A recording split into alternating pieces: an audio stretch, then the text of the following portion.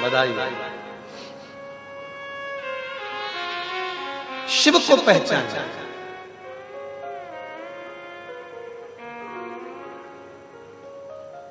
और जिस दिन तुम भगवान शंकर को पहचान गए, क्यों कहते हैं, क्यों कि एक लोटा जल सारी समस्या का हल।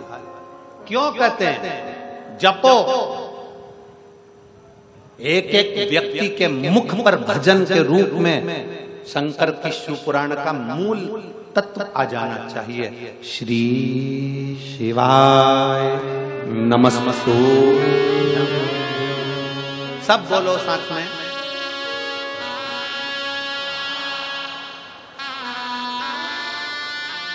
श्री शिवाय नमस्तुभ्यं।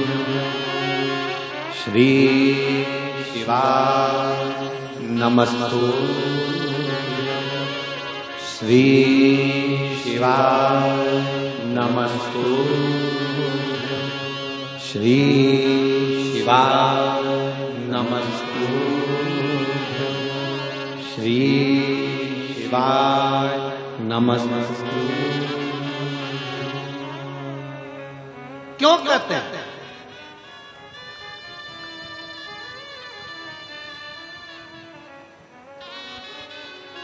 पूरी दुनिया के लोग कहें इसको मत बोलो, पूरी दुनिया के लोग कहें शंकर को जल ना चढ़ाओ, पूरी दुनिया, क्योंकि लोग कहीं ना कहीं सनातन धर्म को कहीं ना कहीं काटने का प्रयास है। पर प्रयास करो कि मुख से, और हम फिर निवेदन करेंगे, जिसके दरवाजे पर, जिसके द्वार पर, जिसके घर के दरवाजे पर, घर की चौखट पर, बाहर दुकान पर, व्यापार में, व्यवसाय में, गाड़ी पे, बंगले पर श्री शिवाय नमस्तुभ्यं लिखा होता है, वहां कलयुग भी प्रवेश नहीं करता, शिव युग ही प्रवेश करता।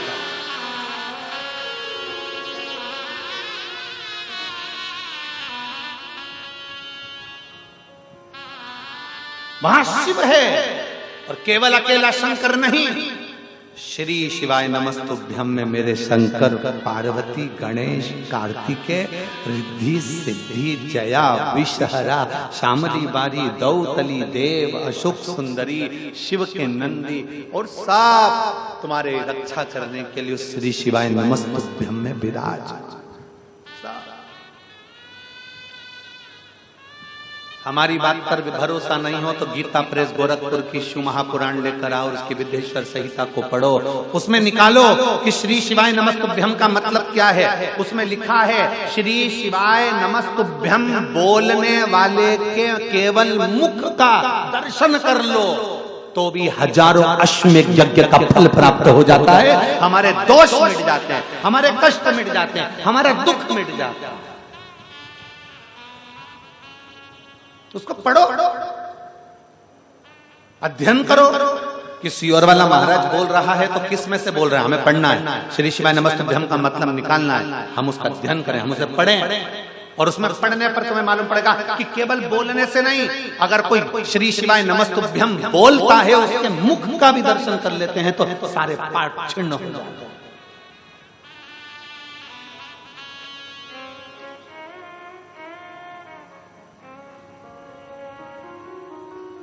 कभी लिख कर देखिए अपने दरवाजे पर, उठाओ चंदन कंकु और लिख दो श्री शिवाय नमस्तुभ्यं।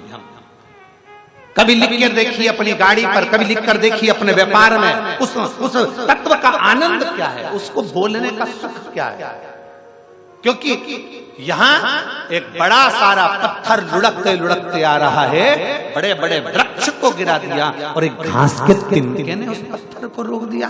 वो घास का तिनका कलयुग को रोकने के लिए भगवान कृष्ण कहते हैं, हे अर्जुन, ये बड़े सारे कलयुग को आने से रोकने के लिए केवल एक शिव महापुराण ऐसी है जो कलयुग को भी आगे नहीं बढ़ने देती है, वहीं की वहीं फेरा देती है। शिव युग आया,